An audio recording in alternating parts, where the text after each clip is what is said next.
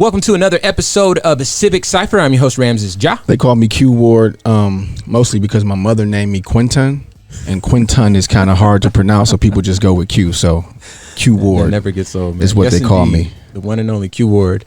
And we are here today, again, like every week, to talk to you about progress and ideas and to try to help shape the world into a place that is a little bit fairer and more pleasant for all people. This is a black space, but it is a space also for all of our brothers and sisters, allies, and folks who want to learn, a little bit more than what they may be able to determine from their traditional news sources. And so today's episode is no exception. We got a few things to talk about. I do want to touch on some of the voter suppression, is what we're calling voter suppression, legislature that is on the floor, at least in Phoenix, Arizona, where we live, and some of the other articles that are on the floor or have passed already in other places. We'll get to that a little later in the show. I do, even though it's not necessarily American, I do want to talk about recent events with respect to Meghan Markle and Prince Harry, and all of the stuff that they're going through, because I do think that at least warrants a conversation, and this is really the only space where we can have that conversation in a mass media format. But first, I wanted to talk about something that is kind of interesting.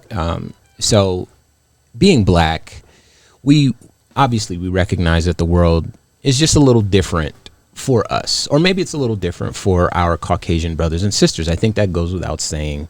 If you're listening to the show, you might have an idea of what we're going on about. And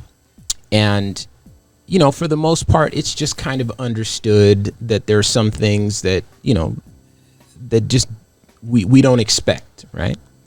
But rarely do we get to actually hear about a story from the beginning all the way through to what I'll call the end. In this case, we have a guest on the show today who is a sometimes contributor in terms of commentary. She is a political activist. She's done lots of work with We Rising and a bunch of other groups. Can't even name them all, but certainly a visible figure out on the street and what we would consider an ally. Her name is Tessa Farrell, and recently she was able to follow up with a Karen, the Scottsdale Karen, the one that was in Target, I want to say, tearing down all the masks and so forth. And rarely do we hear the end of these stories. They come up, they're sensationalized, and then they fall by the wayside and no one follows up. But we have an actual direct interaction with this woman, and we have an opportunity to examine the ways that sometimes the world treats folks different, and I don't want to get too much into it. I don't want to tell the story before she does, so I'll just bring her on the mic. So welcome once again. Thank you. Yeah. So for those that don't know, I know I kind of gave a brief introduction to the story, but can you tell a little bit about what happened? I want to say it was July of 2020. As in the incident? Yeah. So it actually happened in March. March, okay. And a well-known in our community, I guess, white woman went into a Target and went on a rant and tirade, pulling down masks in Scottsdale. I think it just said at a Target, but pulling down masks and having a hissy fit about how, it's finally her time. She's not going to get on board with this, and she won't be stifled in this way, and what have you. When you say pulling down masks, pulling down other people's masks, so pulling down masks for sale in the store off. Also, like the displays. Pulling down displays, throwing the masks on the floor. She's recording herself doing this, live streaming herself doing this, and it went viral. It has like 100 million views. Yeah. So that is the incident. Okay. So, not to harp on this, but I do believe that it's important to present examples of, what's the word I'm looking for? Privilege. We'll call it privilege. When they present themselves. What we have is well-to-do, I believe, white, blonde-haired woman who disagrees with, the government mandating that everyone wear masks, and she's in Target and she decides to destroy property, and so forth. Now, mind you, this was around the same time when, we were taken to the streets for George Floyd, and we were, before that, there was a string of police killings, and then after that as well. And so we were already, the black delegation, if you will, were already on high alert with respect to the way the world treats us differently, and how we felt and feel often as though our Caucasian brothers and sisters have a tendency to distance themselves from our concerns. In other words, for the most part, there is this either cavalier attitude toward it, or this pronounced attitude of, well, that's not me behaving like that, and so because I'm not behaving that way, it's not my problem, right? So because we're on high alert during this time, when we see someone destroying property at a Target, and then she gets to leave the Target, and then she goes home and she's taken in peacefully.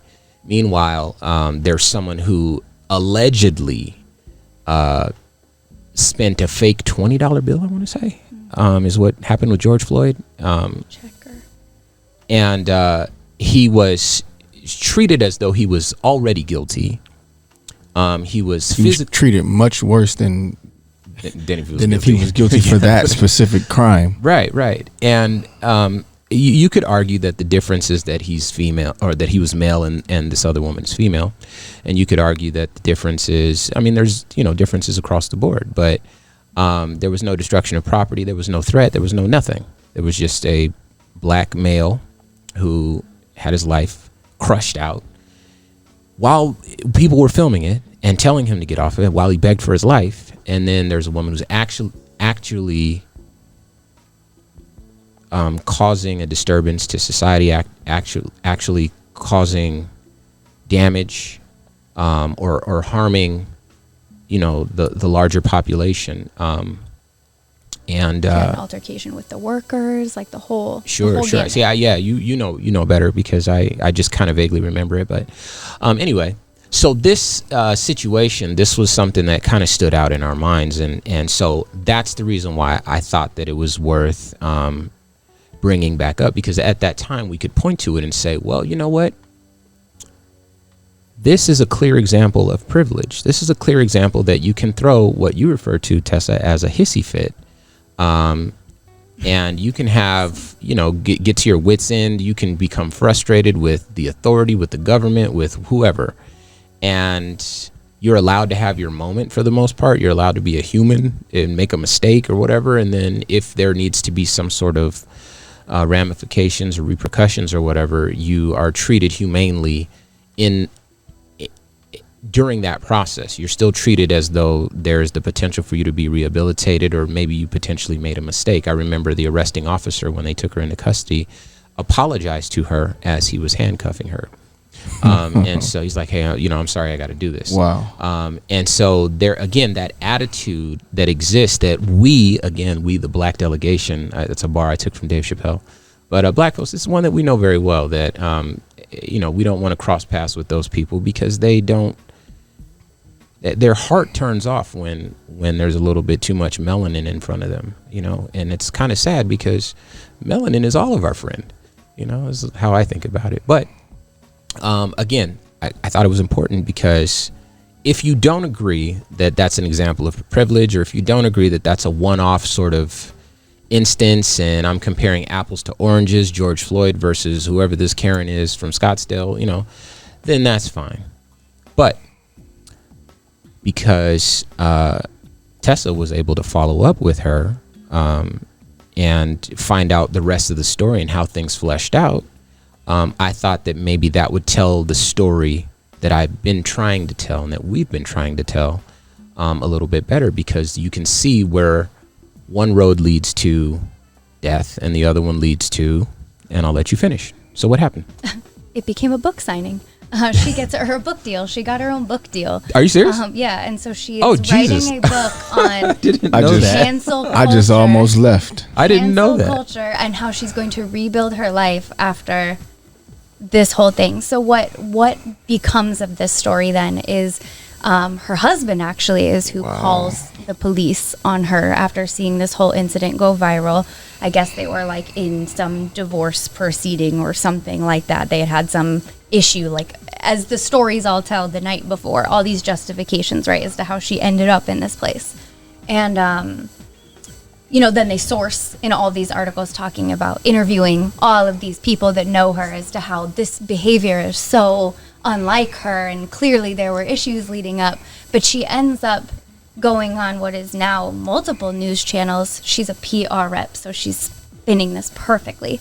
Goes on to say that that she was brainwashed by QAnon through the course of COVID and being at home and the stress of everything, and how being at home and being on the internet all the time, she was taking on all of this information and how it was slowly brainwashing her. And so she goes on to say then that she has a mental collapse, and what we're witnessing is not racist behavior, because she ends up making racial slurs. She posts racial stuff, which I won't obviously elaborate on, but it exists in the world of the internet. But she ends up saying that it's a mental health collapse, and then voluntarily submits herself to no court order. She, as you saw, she's not, as you mentioned, she's not, attacked. The police don't arrest her on the spot. She's not thrown on the ground. They show up at her house. They apologize as they're arresting her, and she voluntarily submits herself to some, it's listed as one of the luxury recovery resorts. So I saw another article again today about it in the Washington Post. So we're talking national news here, where they give her the opportunity to timeline these events and talk about how she got to the place she got to, and then ample space to discuss her journey into mental health and what she's learned since, and how she's rebuilding her life, and what this whole episode cost her. And so I started commenting on it and tagging her in things on the internet, saying that I understand that mental health is a real thing, that we should work on destigmatizing mental health, and we need to allocate funds in our budget, specifically from the $745 million police budget that the Phoenix PD receives. Talk about it. Go ahead. This is the place for it. Mental health services. Over almost 500,000 calls in this last year alone to the police were for mental wellness checks. So I'm not diminishing the need for mental health, services, but she gets the opportunity, right, to spin this instance as something that is solely rooted in a mental health collapse. She doesn't, the fact that she even gets to tell her story, where Black folk in general don't get that opportunity, but particularly Black folk during mental health checks of their own, when their families are begging cops not to do what cops do. Don't kill my son. Yeah, I right. called you because for help. he's having a mental health breakdown. I called you for help, not for you to show up and murder him. And we're not here to, parse through or even make the allegation ourselves that this young woman didn't have a mental health collapse. It's just to point out that she's now had the opportunity to express that she had a mental health collapse and to fiscally benefit from said mental health collapse, which that part of it makes me cringe a little bit. right? You're going to get a book deal after doing this, just because she was treated like a human being when the police were called. And I think a big thing last year, as our call for social justice reached its height, was people were confusing the idea that we wanted not to be treated the same as our white brothers and sisters, but for them to be treated the way that we've been treated. The call was the opposite. We're not saying, hey, shoot more unarmed white men and women. We're saying, have the same heart, empathy, emotional intelligence, patience, and tolerance when you show up to see us that you do when you see them. Give us a chance to tell our story. Give us a chance to make a mistake. Give us a chance to rehabilitate. Instead, on more cases than we wish to counter talk about on video, we're shot dead. Oh, let me talk about that.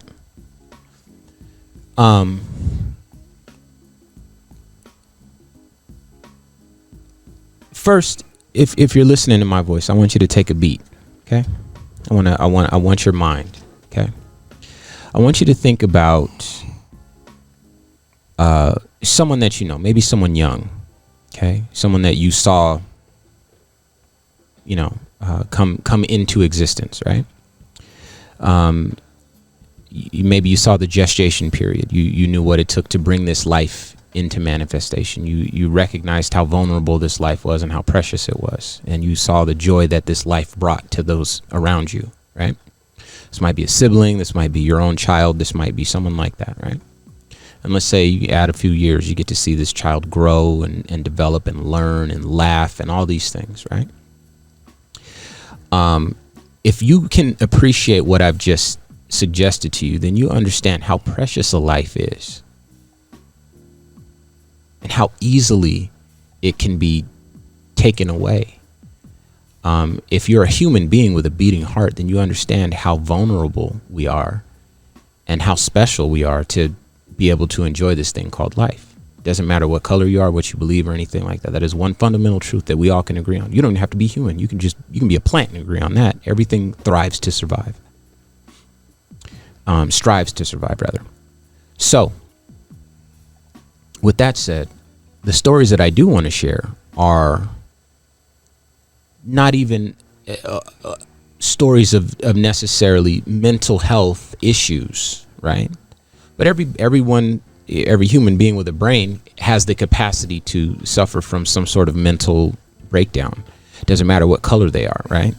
The thing is, if police show up and they're afraid, then all that stuff goes out the window, because their first move and all their moves are going to be based out of fear, not compassion or any of the things Q just mentioned right now. And this is part of the thing that we're trying to suggest. Nobody wants a book deal after they interact with the police. Because we know that for us, just being able to get out of that interaction alive and go home to see our children is the goal, because it really, like, my heart never beats faster than when I see those lights light up behind me, and I'm like, oh man, okay, here we go. And I start thinking of everything I just did for the past 15 minutes. I don't know how long they've been following me.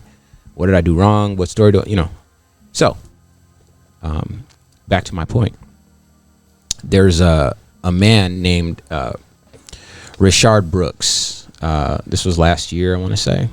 And he was at a Wendy's in Georgia. And he Atlanta, to be specific. Okay, Atlanta, Georgia. And he was, I want to say, sleeping in his car at the drive-thru at a Wendy's. And the police came, and they were being cool with him. Initially, this is the way I remember it. Don't hold me to it. They were being cool with him, talking to him. Again, this is a life. This is a man who people love. He loved people. He smiled. He was smiling in the video. Obviously he drank too much, stopped driving the car. He was sitting there. Police interact with him. They get him out. They do a sobriety test or otherwise, welfare check on him. And it seemed like they were kind of doing a, just, what is that thing where a cat just plays with its prey before it kills it? just toying with him, you know, because they know he's drunk or whatever, but they let him whatever. And then finally, they suggest to him that he's going to have to go to jail, right? So he panics, rightfully so. You know, that's different if you're black. You know, what's her name? Where she went to jail and then died there. I forget her name. Sandra Bland. Yeah. I wish she was the only example. Yeah. Yeah, exactly. But I mean, you get it. It's anything beyond, hey, look, officer, I'm chilling. I just want to go home. It's very scary, right? So this guy panics, which to me, it seems kind of like par for the course. It's not like he's panicking because he saw like a pigeon on the ground. Those are the police. They have guns and the right to kill you with impunity, and no one will bat an eye. Clearly. So that's a very scary interaction because that's how it's framed in our mind, because that's how it is. So he panics and he turns and runs away. And then the police pull out their guns and they shoot him in the back and he dies. His life ended in a parking lot of a Wendy's on the pavement. It wasn't even a sidewalk. His life ended right there. That same life that when his mother pushed him out, he took his first breath. He played with all his friends, his cousins. He had goals, dreams, hopes. And he was executed on the sidewalk, running away, posing no threat to anyone, right? Didn't damage any property. He didn't tear any mask down at a Target. He actually went out of his way to make sure that didn't happen, which is why he was pulled over asleep, not driving drunk. There you go. Another one I want to share is, this one is especially troubling to me. Because I know what this feels like, because I've been there before. I've seen it, and it just hits close to home. But there's a man by the name of Andre Hill, and I've told this story on the show before, but he was working on a car in his garage, and he was starting the engine. This is the way I remember the story. So if you want to research it on your own to prove me right or wrong, you know, go for it. But the way I remember reading the story is he's in his garage and he's like working on a car, starting the engine, turning it off, starting the engine, turning it off. And a neighbor calls the police. The police come and they show up and they have their cameras on, or they have their cameras off, but it still records the last 30 seconds or something with no audio. So what you see from the police camera is an officer walk up to the garage. You see Andre Hill walk out of the garage. You see the officer pull a gun, shoot him, and he dies right there in his own garage working on his car. He did nothing except, I don't even know what he did. He existed in skin that looks like ours. And so this is the thing that makes these when white folks get to have their mental breakdowns and the police show up and they're not angry and they don't want to kill you or whatever. It looks like white skin looks like a superpower. I'm glad you said angry that time and not scared, because I think they use the fear thing as a scapegoat. I know how I behave when I'm afraid of something.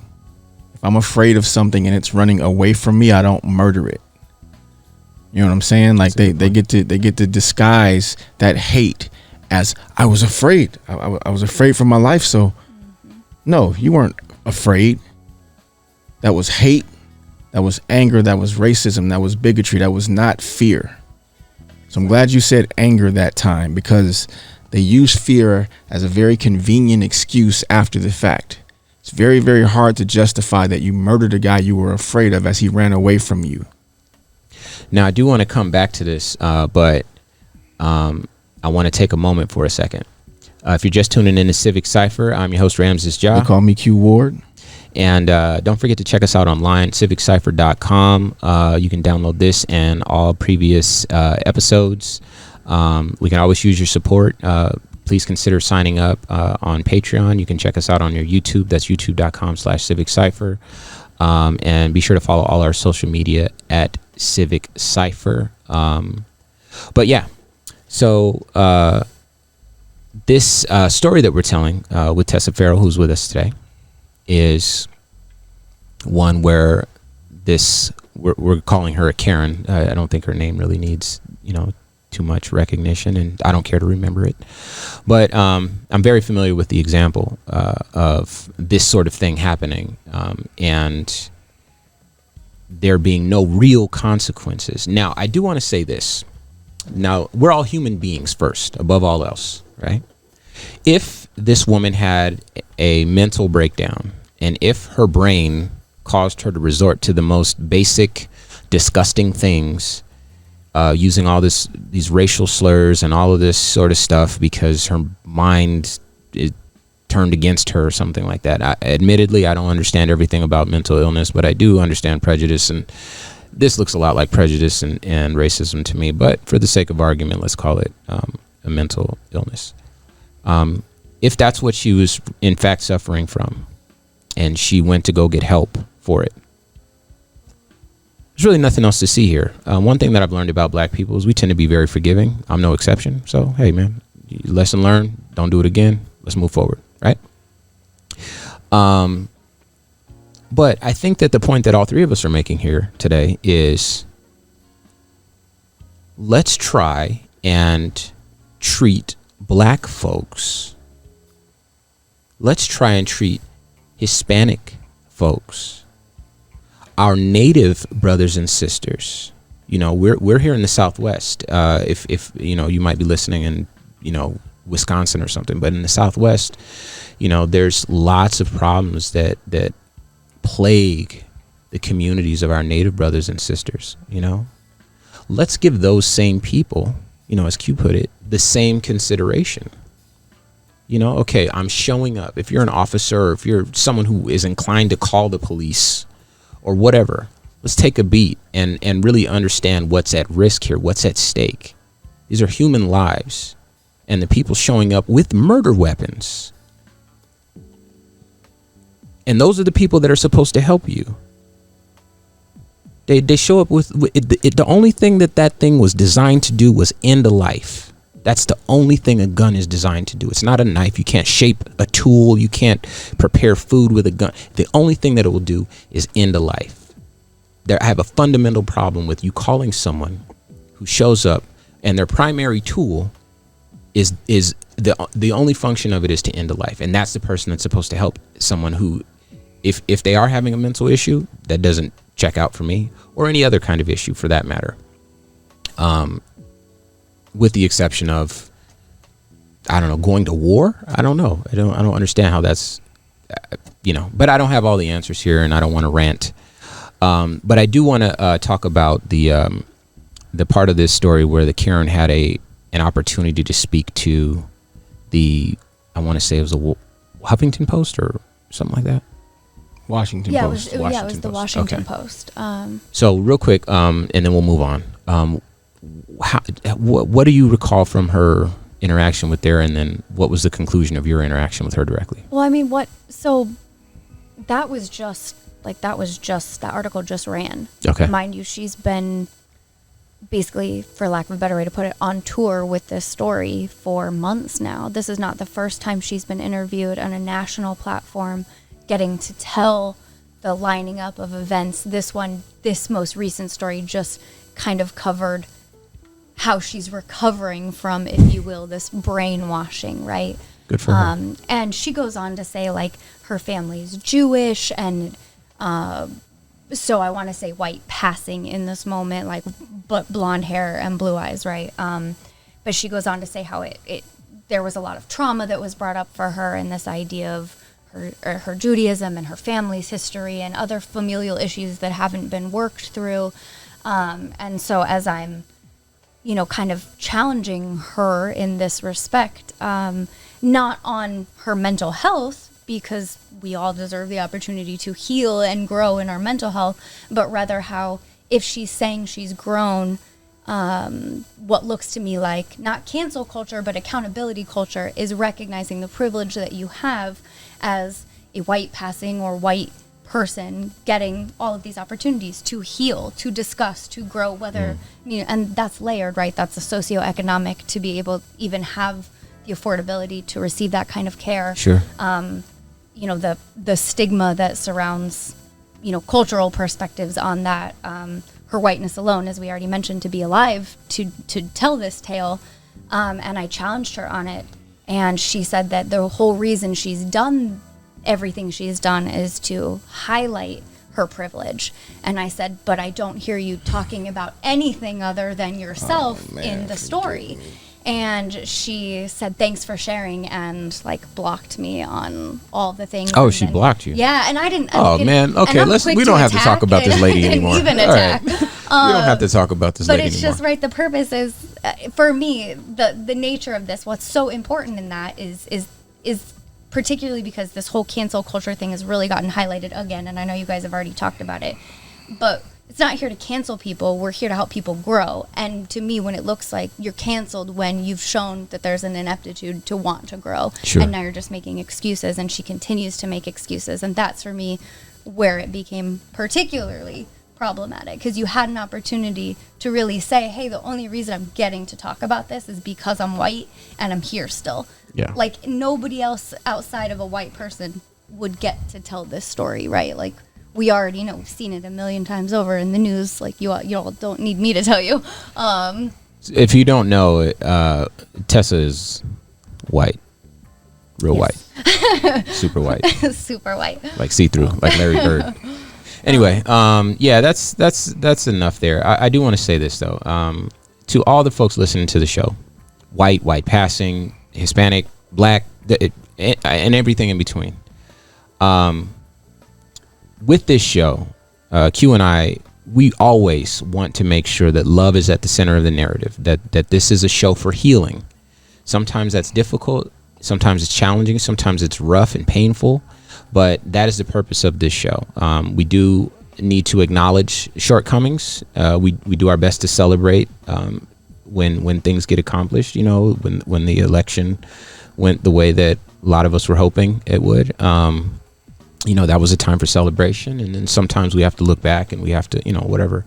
And so, for all the allies listening to my voice right now, everybody who believes that, tomorrow has the potential to be better than today, I want to remind you that, that we love you. We appreciate your support, fiscally or otherwise, even if it's just listening and trying to grow, listening to conversations that Q and I have, that we allow other folks to listen into, who might not have grown up with the same vantage point as us. And I just want to make sure that that's stated, because sometimes we can get kind of deep into a conversation and it might be a little challenging, but it doesn't mean that we are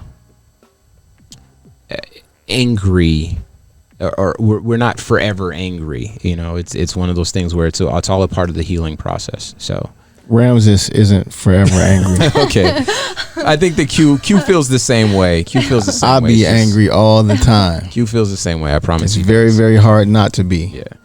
Point it over here too, because he knows I. Goodness gracious, get man. angry also. Yeah. Well, I no matter what happens, it takes all of us to write this story, and it's very necessary for some folks. Like I say all the time, it's necessary for some folks to hold the line, and it's necessary for some folks to believe that we can all get there. And so I'll take that role. I'll believe that we can all get there, and you guys hold the line, make sure I don't get taken advantage of, or that I'm not being too naive. And there's a good mix here. It took Malcolm and it took Martin, and I like that analogy. So moving on, I do want to talk about, again, even though it's not strictly relevant to what happens here in the US with black folks, I think that it does kind of speak to some underlying issues that we deal with in this country. That's Meghan Markle and her interview with Oprah. Now, I know that you've probably heard about it and so forth, but if not, she sat down with Oprah and talked about her time in the with the royal family in Buckingham Palace, I want to say, or I'm not too familiar with any of that stuff. The royals. Yeah, that it just doesn't really. The crown. Yeah, it's not a thing for me. I don't acknowledge that crown. I only acknowledge the crown on Instagram that I put underneath black men's pictures. That was a joke, and a good joke, by the way. Anyway, yeah. So this woman, she goes into this castle, and like marries this prince dude, and they have babies or whatever. And these guys treat her really bad over there, right? This is what I'm hearing. And you know, she comes out the other side and she tells her side of the story. And now I'm clicked in. Now I'm tuned into it because this is something that's kind of right up my alley. And she says that there were some issues with respect to her child getting a royal title. There's a lot of things that she said. She said she wasn't supported and so forth, but you know, I'm not going to argue those things because that could be because she's female. That could be because of 100 other things. But you know, this show exists to really help bridge the gap insofar as race is concerned between all our different cultures, so that we can kind of fellowship as brothers and sisters. So I want to speak to the issues that she had with respect to race and her child. She said that there was they didn't want to give her child a title, and along with a title like Prince, the baby's name is Archie, I want to say, yeah. So Prince Archie. So along with the title, he would have gotten protection. Like there's think like Secret Service, right?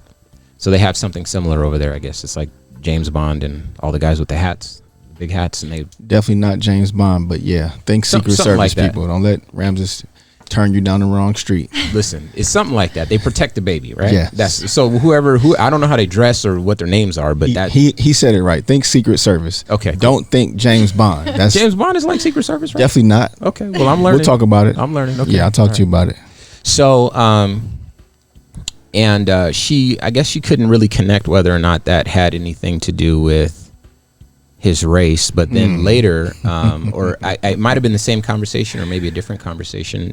She said that they were discussing how dark his skin might be, and that's when Prince Harry. Oh, I'm terrible with names. Prince Harry. He added to that conversation, and he's like, yeah, you know, that happened, and he said that he didn't want to. He'll never say who was the person that was saying those things or go into detail about what they said, right? For very, very obvious reasons. Yeah, because he's related to them. But I think that speaks to the idea of white supremacy at its core. Now, it doesn't surprise me to find that, you know, there are ideals that are rooted in white supremacy. There's, or at least prejudice against black skin, you know, which I think is the other side of that same coin, in that family, you know, or in families like that. You know, they're not the only dynasty on earth. They're not the only family with prestige, money, wealth, whatever. And to know that these folks, they spend so much of their energy trying to look like they're really for the people. You know, even Britain colonized most of the world, and, you know, has had to come to terms with what that means. You know, they've had to deal with the people of the world in a lot of ways, and to know that they still kind of have this turn your nose up sort of attitude, or this black skin is beneath us. It's not welcome in our house. We don't want that. The title is for us, not for them, you know, or the you know, how dark will his skin be, like that sort of a thing, as though darker skin is somehow undesirable. It's these subtle things that you hear about throughout the course of your life. I got 38 years of them. There's people older than me. There's people younger than me. You know, these little micro, these instances that are relatively frequent and by themselves are not extremely impactful, but over many years and decades, in my case, of knowing that, man, you know what? No matter how cool you think these people are, how, you know, you see them on TV, you know, whatever. At the end of the day, they just don't like you. They're just that, you know, that's just how it is. I remember Paris Hilton said something. This was back when Paris Hilton was on top. She said something that was super out of pocket. And I was like, really? And they're these people get paraded around on TV like they're heroes, and you see them on TV, so you think they're good people, they belong there and so forth, and then you realize that they, like a lot of our Caucasian brothers and sisters, have a tendency to insulate themselves from the real day-to-day people who support them, who allow them to hold that place, especially black people. Black people may as well be on a different planet with a whole different set of problems that they want nothing to do with. And I know I'm painting with broad strokes. I'm talking potentially about one person in one family. But the point is that over my 38 years, if you hear one person from one family and another person from a different family, and this person from this job, and this person who works at this place, and this person who you saw at the grocery store, and then, over and over again, 8-10 times a year, at the end of once you reach your 38th year, you have a profile. I might interact with 50 people in a day, but it's that one person. That's the one that'll stick with you, and, you build this profile where you start to feel like, why do you hate me? What did I do to you? My skin might be too dark. What is that's like saying my hair might be too, well, I guess that is the same thing. My hair might be too curly. My hair might be too curly. I know you probably can't see me, but I got a lot of hair and it's really curly. But yeah, man, it just that set with me the wrong way, and I know that it for a lot of other black folks. And I want to get your take on this too, Q. When you hear that, it feels like, like I knew it, but when she says it was like another, like it's like a death of 1,000 cuts. It's just another cut. You're like, and then that woman is so pretty. She could pass for white. To me, she could pass for white if she wanted to, or white and Asian, or white and, if she didn't want to be black, there's nothing visibly that I would say that I could definitively say, oh yes, this is a black woman. She's just clearly mixed with something that made her look like a pretty lady, but she still was too black. Her child, which is only half her, is still too black. And I think that harkens back to that one drop rule that existed during slave times, where if you were one drop of your blood was black, then that meant that you were black and you were no good to a white family, and you had to work in the slave fields or in the house at best. So I wanted to say that because I think that a lot of us thought it, and I don't like having these microaggressions, these micro infractions build up and not have the space to have a little bit of therapy about it and talk about it, get it out in the open, and just discuss it. This is a better world than the one I was born into after 38 years, but it is also a world that we need to work on. What do you think? Man, it's unfortunate. I've spoken to you before about how I have far less hope than you do with regards to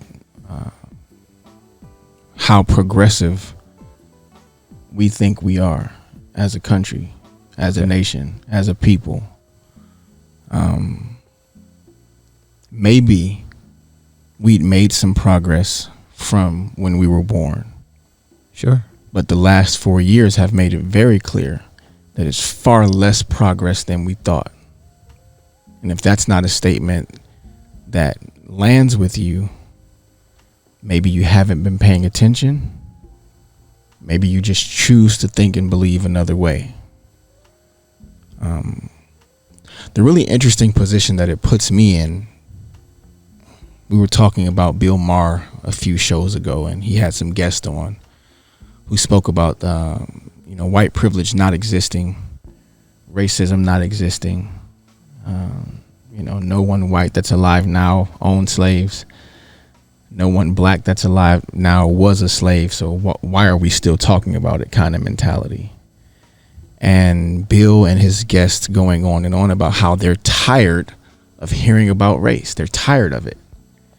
And based on his interactions with his black friends, so are they.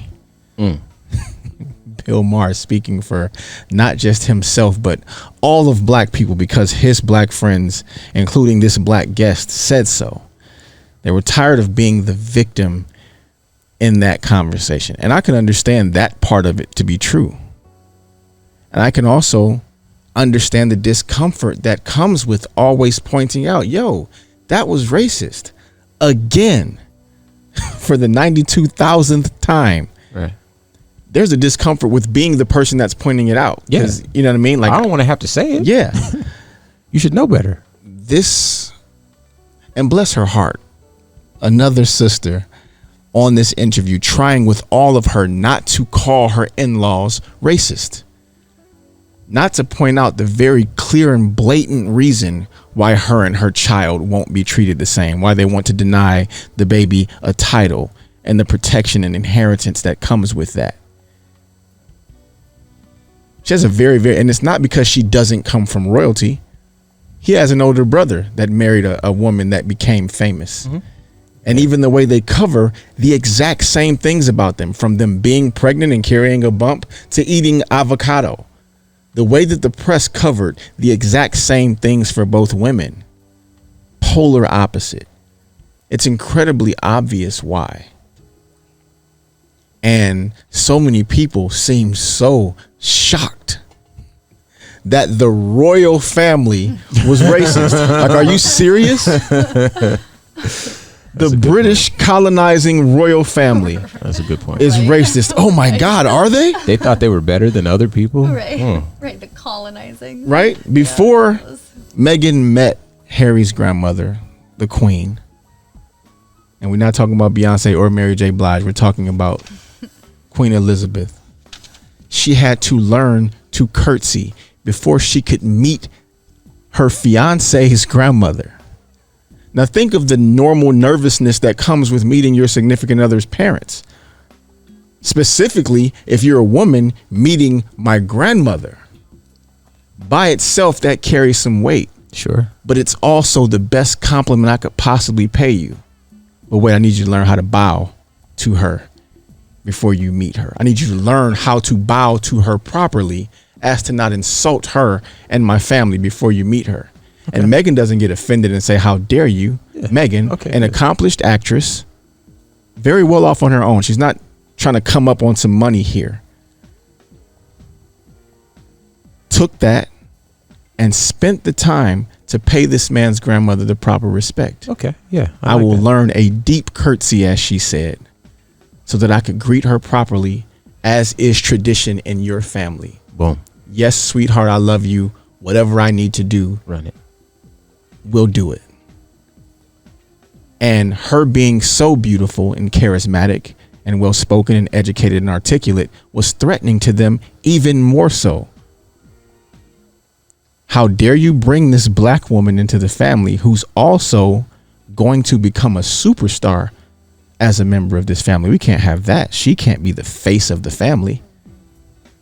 And what was scary to Harry, and I did not mean to rhyme right there, but what was scary to him, he pointed this out. I don't know if this part of the interview aired, but Oprah spoke about this the next day when she was on a talk show.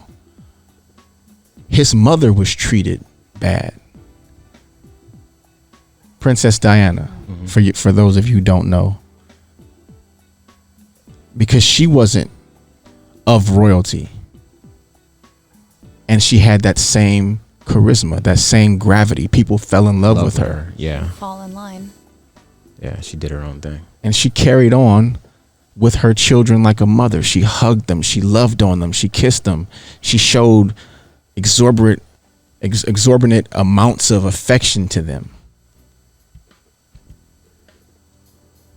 Well, I guess that's just, we can't spend too much time on it because, again, it doesn't affect us directly, but that's something worth mentioning. Yeah, we notice it. And for all the allies and folks listening to the show that will never know what it's like to be black, hopefully that gives you a glimpse into what that is like. I do want to remind you that you're tuned into Civic Cipher. To check the website, civiccipher.com, to download this and any of our previous shows, to donate, support the show, and to find links to everything else. We're going to spend a little bit of time talking about the political action initiative proposed by the NAACP. If you miss out on this part, again, check the website, civiccipher.com. But shifting gears here briefly. Oh, before I do want to say, Stacey Dash. Did you hear about her? Did you hear about Stacey Dash? Yeah. So how about that? Go ahead. What happened with Stacey Dash? No, write that down and we'll come back to it. Okay. We don't. Yeah. Okay. We don't have the bandwidth or the time right now. Okay. For me to dive into Miss Dash. All right. So I do want to spend the rest of the show then in that case talking about some of the legislature that we've encountered recently. When I say we, I mean specifically black and brown folks. You'll recall a couple episodes ago. And poor folks. It's very important to point that out. Sure. Because the powers that be have gone out of their way to even create division amongst the poor. Mm-hmm. Some of you are not poor because of you. You're poor because of them. Yeah. Oh, yeah. That's come over here with us and we'll take care of you. Good old trickle down. So there's Q and I were on a Zoom call recently, and we're going to have a really awesome announcement for the show here in the next couple of weeks, because we are can't wait because of your support. So we do appreciate everyone that supports. Because of y'all. Yeah. I'm growing, but it's because of y'all. Bling bling. That's all I got to say. No, but we were on a Zoom call toward that end, and I was able to mention that there was an initiative in Georgia to kill the Souls to the Polls campaign. And I'll refresh your memory if you don't know, but basically this past election, the organizers came up with this Souls to the Polls campaign so that they can get black folks out of church on Sunday to go and vote. And, the black voter turnout was really what helped sway Georgia. And Michigan. Yeah. And Pennsylvania. Yeah. And Wisconsin. Exactly. But in Georgia. And Arizona. That part. But specifically in Georgia, this Souls to the Polls campaign was super effective. Again, to get black folks, black people. That was specifically what it was supposed to do. Out of church, after church, and into a voting booth. So recently they introduced a piece of legislature that says that they want to close polls on Sundays. It's a direct attack and indirect response to this Souls to the Polls initiative, so that that will no longer be a thing that they'll have to worry about in terms of black voter turnout. If you don't know, the more people that vote in this country, the more the vote tends to favor liberal philosophies and Democratic candidates. Republicans, and this is not me saying anything that's partisan. I'm not a big fan of Republicans. I think we all know that, but I'm not trying to be in this moment. Republicans have an overwhelming tendency to disenfranchise. Go ahead. He's not a big fan of a lot of Republican politics. That sounded like he doesn't like Republican people, and that part isn't true. Thank you for catching that. Yeah. But what I meant is the philosophies that party is based on. And it's not even a matter of disliking it. I just prefer the other party. It just sounds like they're a little bit kinder people. I mean, it's more about us than I. That's it. Yeah, there you go.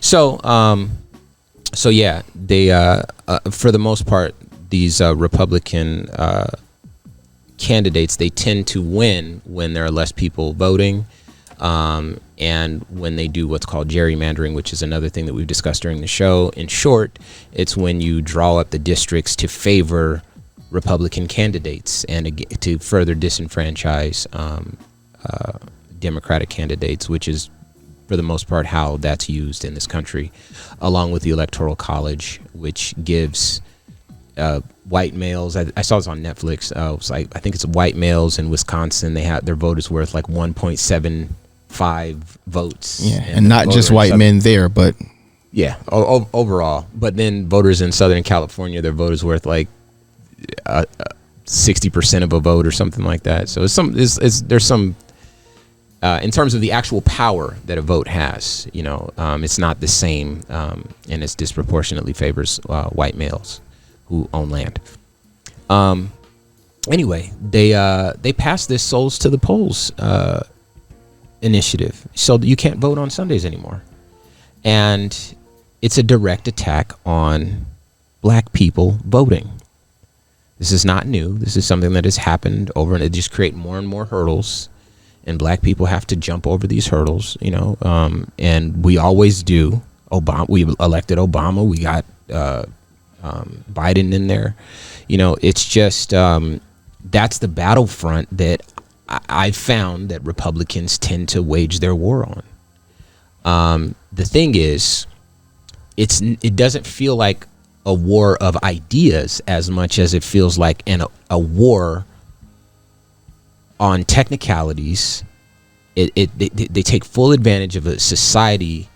We talk about capitalism quite a bit on the show, but the capitalistic society compels you to work and maximize profit and all these sorts of things, and so a lot of folks are not able to engage to the degree that they otherwise would because they have families to feed, they have to live their life, and so pieces of legislature like this can get brought up in debates, and they can get sent to the floor to vote, and then they can pass, and then we don't hear about it until the next time we go to vote in 3-4 years time. And then we find out, the polls are closed on Sunday. So where we live in Arizona, I want to take a moment to discuss a couple of things. One is up for vote right now. It's called SB 1485. This is in Arizona. And these are all across all the states. So if you live in a different state, please look up what's going on in your state, research it. Get in contact with the NAACP chapter in your state. Find out how they're recommending that you vote, so that your vote still counts, so that it's not difficult to vote, so that people who are like-minded, who really want their voice to be heard, are still able to vote. But this SB 1485, effectively, it would remove people from the permanent early voting list if they fail to vote by mail for multiple elections in a row.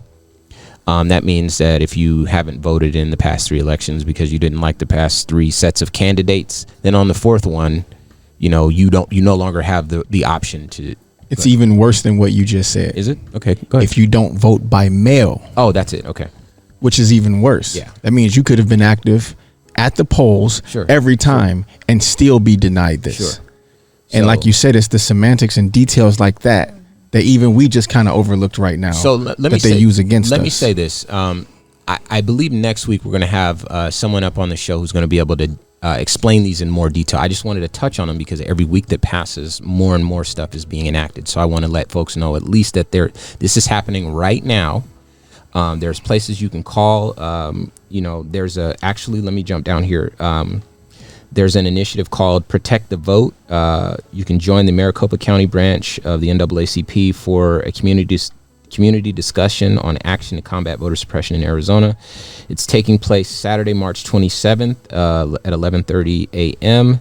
And it's being held by Zoom. And you can check out the Maricopa County branch of the NAACP to get more information on that Zoom. There's plenty of other things on here as well that I don't have time to go over because we're just about time. But once again, I'm your host, Ramses Ja. They call me Q Ward. And then for more information, please check the website. That's civiccipher.com. Please consider donating to the show. We do this for you, and we need your support for the show to continue to grow. Follow our social media at Civic Cipher, and I want to thank our guest, Tessa Farrell, for showing up today. Thank you, Tess. Thank you. Thanks for having me. Thanks for the space. And then we'll see you next week, y'all.